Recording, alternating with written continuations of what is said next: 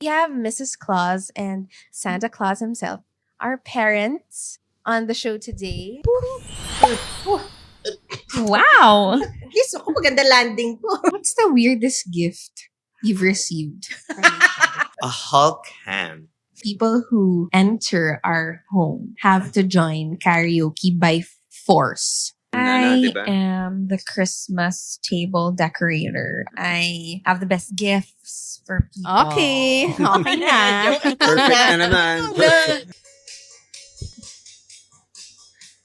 Ako na yata ang pinakamagandang lalaki. Pasok ha.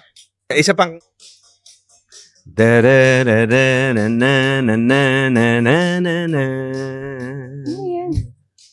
Philippine Airlines yan. Pero pasok. Sobrang pilit. Pasok. I wish you guys got the gift I all asked you to buy.